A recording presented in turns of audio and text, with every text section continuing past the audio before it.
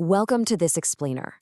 Okay, get this. Over 70% of organizational change initiatives actually fail. It's a completely staggering statistic, right? But today, we're going to demystify a crucial process in the corporate world that helps beat those odds. We're talking about the organizational assessment. Now, I want you to think about this in a slightly different way. Imagine your organization isn't just a business, but it's a living, breathing patient. And just like any patient, no matter how strong or successful they look on the outside, they occasionally need a really thorough checkup to make sure everything's functioning correctly on the inside.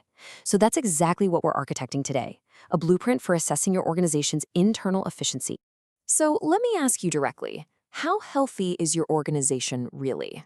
It sounds like a simple question, but man, it's incredibly tough to answer accurately without the right framework. Take a quick second to reflect on your own workplace. Are things actually running smoothly, or are there maybe some underlying symptoms of friction? Today, we're going to follow a diagnostic arc. Basically, we're framing our topic as a comprehensive medical exam for your business. We absolutely have to look past those surface-level symptoms to understand the true vitality of the entire operation. Section 1. Defining organizational assessment. So what exactly are we talking about here? An organizational assessment is defined as a comprehensive audit of an organization's people, processes, and platforms. Now, I really want you to lean into that word audit. This isn't just some casual employee engagement survey you blast out on a Friday afternoon. No way. It's a thorough investigative process. We're popping the hood, pulling out the magnifying glass, and looking closely at the absolute core components that make the whole company tick. And a truly holistic audit requires an absolutely equal focus on three specific targets. You've got your people at roughly 33%, your processes taking up another 33%, and your platforms making up that final 33%.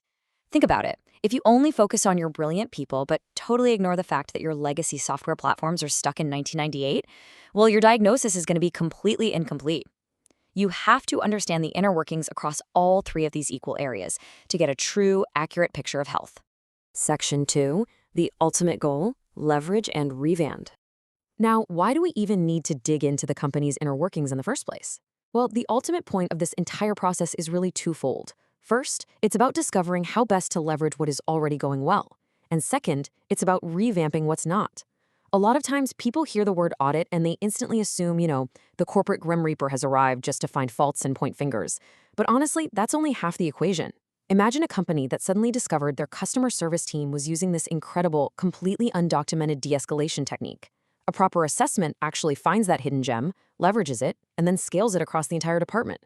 So this process is equally focused on celebrating, understanding, and scaling your existing strengths. You leverage the good stuff and you revamp the bad. Section 3, the assessment action plan.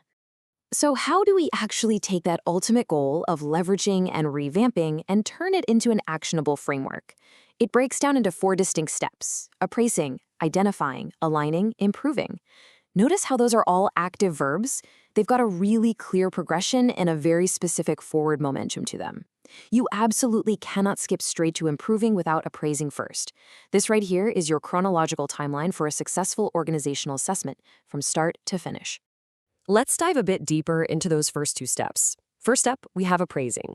This involves really taking stock of the organization's performance, its culture, its capabilities, and its overall health. Basically, it's like taking the patient's vital signs. It gives you all the raw data. And once you have that data, you move naturally into identifying.